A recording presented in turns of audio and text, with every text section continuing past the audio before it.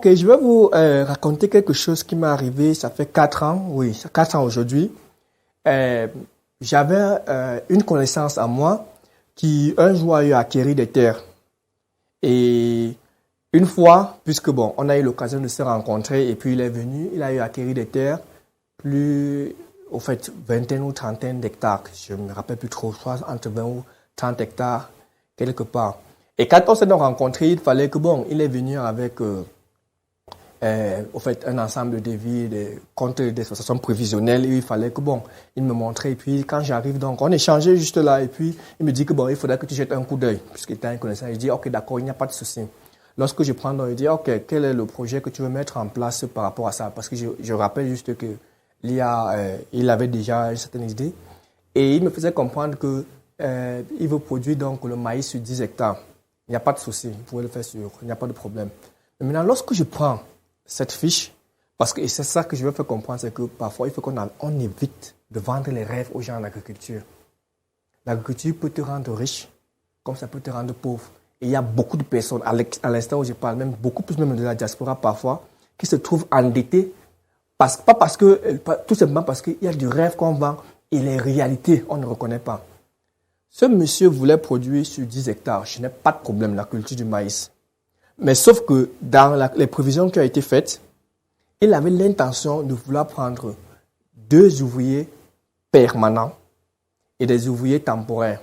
Et dans ces 2 ouvriers, pas seulement juste des ouvriers, puisque je ne parlais même pas des outils et autres, parce qu'il disait qu'il devait acheter un certain nombre de choses. Il m'a juste arrêté sur les 2 ouvriers permanents et dont il comptait payer sur une période de 8 mois. Et s'il vous plaît, la modique somme de 60 000 francs. Quand j'ai regardé ça, et puis je me suis arrêté sur cela.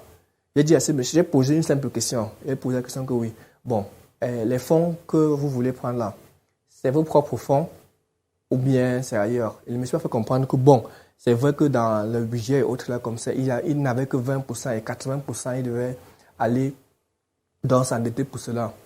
J'ai dit simplement, monsieur, que si vous menez à bien ce projet, vous allez finir en prison. Quand je lui ai dit oui, je lui ai fait comprendre que c'est impossible. Quand on retienne, c'est impossible de produire uniquement sur 10 hectares. Il dit que vous allez prendre 2 ouvriers permanents et payer sur 6 mois. Puisque la récolte, à la fin de la récolte, j'ai même exagéré, c'est-à-dire j'ai doublé la récolte par 2. Je lui ai fait comprendre que c'était impossible qu'il entre ses frais. La culture du maïs. Mais pourtant, qu'est-ce que j'ai suggéré à ce monsieur? J'ai demandé à ce monsieur qu'ayant ce budget, il pouvait prendre 3 hectares sur les 10, parce qu'il voulait couvrir les 10 hectares, qu'il prenne juste 3 hectares, il fait, sur ces 3 hectares, il repartit 1,5 hectare de la culture.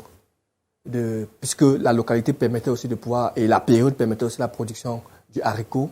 1 hectare uniquement sur la pomme de terre, et un dernier hectare maintenant, il fait, puisqu'il avait déjà eu à acquérir un certain nombre de semences qu'il fallait qu'il utilise, il fait seulement juste le maïs sur 1 hectare.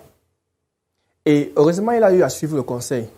Ce que je vous fais comprendre, c'est que juste 2 hectares de haricots est 1000 fois rentable que 20 hectares de maïs. Je parle en termes de rentabilité, de retour. Parce que lorsqu'on vend, il y a un prix sur lequel le haricot commun ne peut pas descendre en deçà de cela. Et lorsqu'on prend les charges qui sont faites par rapport à cela, on s'y retrouve. Maintenant, 1 hectare de maïs dont j'ai eu à demander, c'est pourquoi? C'est qu'à la fin, après avoir fait même chose pour la pomme de terre, après avoir cultivé pour la pomme de terre, il pourra donc maintenant prendre et mettre maintenant les poules, que ce soit cher, généralement, dans un premier temps pour pouvoir commencer. Pourquoi? Parce que dans ce maïs qu'il voulait produire, il va donner une valeur ajoutée par rapport à ça et créer un système. Et surtout, essayer un peu de diversifier parce que c'est toujours important de diversifier d'une manière ou d'une autre. À la fin, sachez toujours que c'est le marché qui dicte. Ce n'est pas vous, ce n'est pas vos ambitions qui dictent par rapport à cela. Et avec ça, on peut. Et la raison pour laquelle je dis qu'il faut faire très attention lorsqu'on va à l'agriculture et arrêtons de vendre des rêves. C'est vrai, ça peut nous rendre riches, mais aussi, ça peut aussi nous appauvrir.